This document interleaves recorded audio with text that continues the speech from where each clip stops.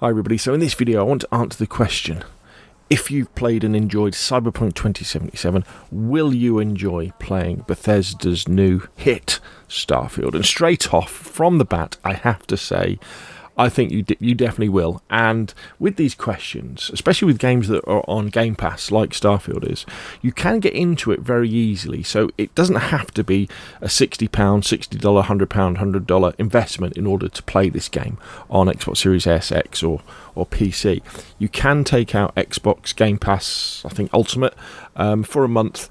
Give it a go, see what you like. Within that month, you can probably play an awful lot of Starfield, and then if you enjoy it, you could either carry on with your Game Pass subscription, or buy the game in and of itself. But I think the answer is definitely be yes. So the question is, why? Why would that be the case? Well, if you're familiar with previous Bethesda titles like Fallout 4, Fallout 76, Fallout 3, Fallout New Vegas, that sort of thing, and you've enjoyed them, you're going to find something very special, I think, in Starfield, because although it is different to the way those games work, I think Bethesda have really, under Microsoft's umbrella, being able to bring us a very good vision of probably what the perfect Bethesda game would be. And I'm very excited about what, for example, the next Fallout or the next Skyrim game will be. If they can bring what they've learned and what they've implemented from Starfield to their other franchises, that would be very good indeed, because we have a stable engine that works well and looks great, and then we've got all these other bits, all the lovely Bethesda bits that are then in it, which is about having a open world, or in this case with Starfield, an open galaxy in front of you that gives you a myriad different ways of playing it. Now, Cyberpunk 2077, I played it all the way through after patch 1.5. So when patch 1.5 came out and the game was largely fixed at that point, I bought it on PC because it was you could get it cheap, and to be honest, a couple of weeks later I bought it on the Xbox Series S as well because I enjoyed it so much, and I thoroughly enjoyed playing through the campaign in Cyberpunk, and I'm looking forward to the expansion.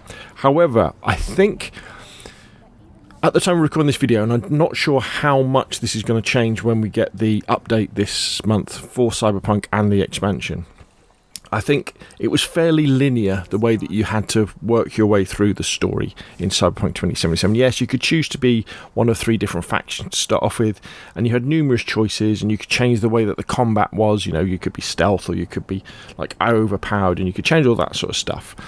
But generally, you were going down this corridor towards the end of the game.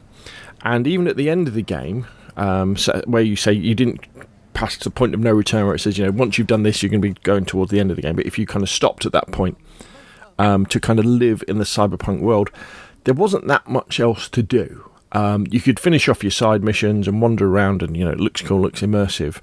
But that chance of living within Night City and its environments and spending time there, your reason for being there had kind of disappeared by the time you'd done all that sort of stuff. Now with the update, they are going to create apparently some mission creators and quest creators that can just create random quests and random missions to keep it going that way.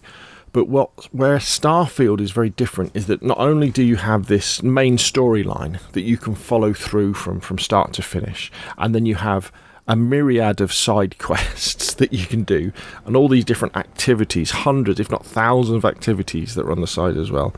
And you can start off with different classes and different characters, and as you go through the game you can make different choices, which faction you're going to join, which will change how you move through the game. Undoubtedly eventually you're going to get to the end game, and that will probably have one of several different endings, but you will get there. But the really cool thing about Starfield is that the opportunities to play and live within the Starfield universe, there's much more of them in terms of base building, trading, becoming a pirate, becoming a goodie, that sort of stuff. That there's a lot more there in the world, just going around and scanning worlds like you would in No Man's Sky.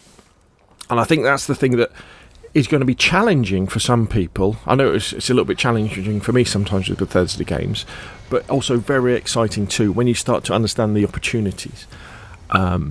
Because, for example, with my experience, I know that I used to just be like an FPS Call of Duty player, and play those sort of campaigns. And so when I went to something like Fallout or Cyberpunk, where all of a sudden you had all these different opportunities for building bases and crafting, I was a bit like, well, why would you actually want to do this sort of stuff? And it wasn't really until I spent a lot of time in DayZ, where you have to do all this crafting and building, that I really appreciated that style of gameplay. And that is here in Starfield. It's massively, you can craft lots of stuff, you can build lots of stuff, bases, starships, all this sort of stuff you can play around with outside of the main storyline, and I think that is very, very exciting indeed, and that's what I'm looking forward to. Now, you need to make sure that you give Starfield time, because if you're already a member of Game Pass, and effectively, yes, you could say you're getting it for free in inverted commas, it's very easy with Game Pass just to dip into a game for a little bit and go, oh, right, yeah, that's not for me, I'm going to go and play something else, because you're not monetarily, you're not financially invested. But you need to give Starfield time, because actually the first part of the game, when you go to the first city, I can't remember what it's called, is it New Atlantis or something like that on Alpha Centauri, is probably one of the worst looking places that I've visited in the whole of the game so far. It's really sterile when you compare it to something like Cyberpunk 2077 or even something like Grand Theft Auto 5. It seems like there's not much going on there, and you're like, oh, well, this is a little bit underwhelming. I want this galaxy of people, but trust me, even in that city, actually, when you go down to the well where the normal people are working and living in, it starts to get grittier and dirtier, and that's where you start to get like the Fallout feel, or really the Cyberpunk sort of feel. I think people have kind of coined the term NASA punk or NASA grunge or NASA grime, and that's where you have it. It reminds me very much of Alien Isolation, that look of worn in space gear that isn't thousands of years in the future, but it's a couple of 100 years in the future, which is where Starfield is set. In a similar way with Cyberpunk, actually, which is set actually not that much further in the future compared to where we are now, but that idea of where you can recognise things and they look worn, they look used, and it sucks you in, and that immersion really creates a great feeling. So with Starfield, make sure you do give it a good 2 or 3 hours to let it get its hooks into you, to get the little stories or the different quests that you can then do.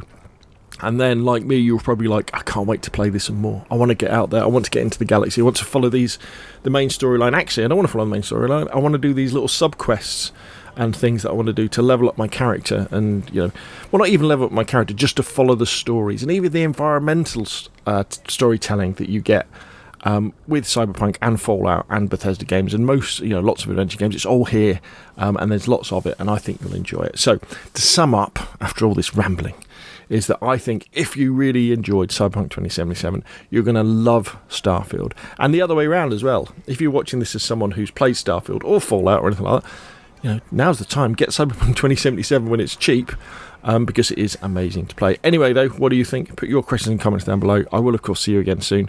And thank you very much.